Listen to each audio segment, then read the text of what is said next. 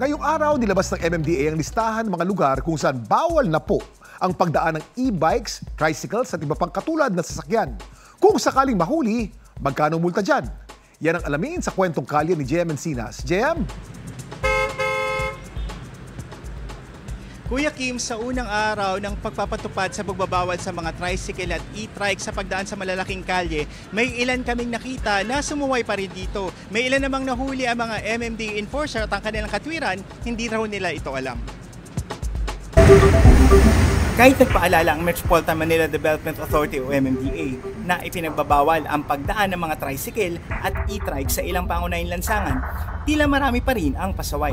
Sa kabaan ng Marcos Highway, ilang e-trikes at tricycle ang aming nakunan na bumabaybay roon. Hindi naman nakaligtas sa paninita ng mga MMDA enforcer ang ilang pasaway na driver. Hindi nyo alam na bawal na dito dumaan yung mga tricycle na katulad nitong dala nyo? Hindi ko alam. Hindi nyo po alam?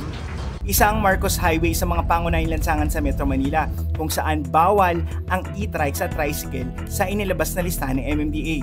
Ipinagbabawal din na dumaan sa major roads ang pushcart o kariton, pedicab, kuliglig at light electric vehicles o LEV na nakapaloob sa MMDA Regulation No. 24-002.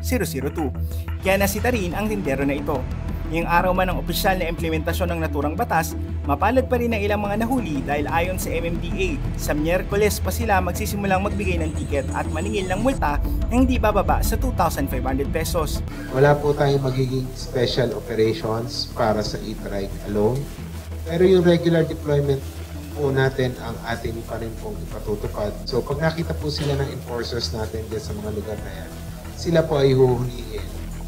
Exempted naman sa mga ipinagbabawal kung ang mga naturang sasakyan ay tumatawid.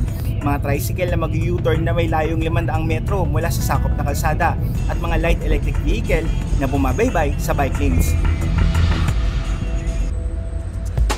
Live mula dito sa Pasig City, ako si JM Encinas at yan ang kwentong kalyeng dapat alam mo. Kuya Kim? Maraming salamat, JM Encinas.